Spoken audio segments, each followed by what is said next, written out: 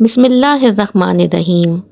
زید بن ثابت رضی اللہ تعالیٰ عنہ کہتے ہیں کہ نبی کریم صلی اللہ علیہ وآلہ وسلم اپنے خچر پر بنی نجار کے ایک باغ میں تھے۔ ہم بھی آپ کے ساتھ تھے کہ اچانک خچر بدک گیا، قریب تھا کہ وہ آپ کو گرا دیتا۔ وہیں پر 6، 5 یا 4 قبریں تھیں۔ آپ صلی اللہ علیہ وآلہ وسلم نے فرمایا، ان قبر والوں کو کون جانتا ہے؟ ایک آدمی نے کہا، میں۔ آپ صلی اللہ علیہ وآلہ وسلم نے فرمایا، یہ لوگ کب فوت ہوئے؟ اس نے کہا، زمانہ شرک میں۔ آپ صلی اللہ علیہ وآلہ وسلم نے فرمایا، یہ امت اپنی قبروں میں آزمائی جائے گی۔ اگر مجھے اس بات کا خدشہ نہ ہوتا کہ تم اپنے مردے دفن نہ کر پاؤ گے تو میں اللہ تعالیٰ سے دعا کرتا کہ تمہیں بھی وہ عذاب قبر سنائے جو میں سن رہا ہوں۔ زید بن ثابت کہتے ہیں کہ پھر آپ صلی اللہ علیہ وآلہ وسلم ہماری طرف متوجہ ہوئے اور کہنے لگے، آگ کے عذاب سے اللہ کی پناہ مانگو۔ صحابہ نے کہا کہ ہم آگ کے عذاب سے اللہ کی پناہ میں آتے ہیں۔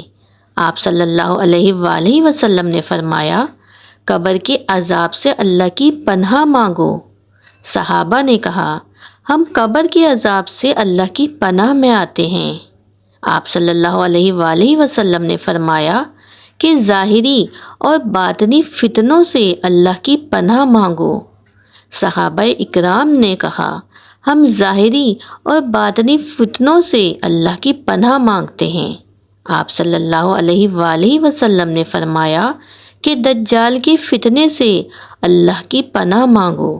صحابہ اکرام نے کہا کہ ہم نے دجال کے فتنے سے اللہ کی پناہ مانگی۔ ابو سعید خدری رضی اللہ تعالیٰ عنہ کہتے ہیں کہ میں نبی کریم صلی اللہ علیہ وآلہ وسلم کے پاس آیا۔ آپ علیہ السلام بخار میں تپ رہے تھے۔ میں نے اپنا ہاتھ آپ صلی اللہ علیہ وآلہ وسلم پہ رکھا تو لحاف کے اوپر سے بخار کی حرارت محسوس کی۔ میں نے کہا، اے اللہ کے رسول، یہ کتنا شدید بخار ہے؟ آپ صلی اللہ علیہ وآلہ وسلم نے فرمایا، ہمیں تکلیف بھی دگنی دی جاتی ہے اور اجر بھی دگنا دیا جاتا ہے۔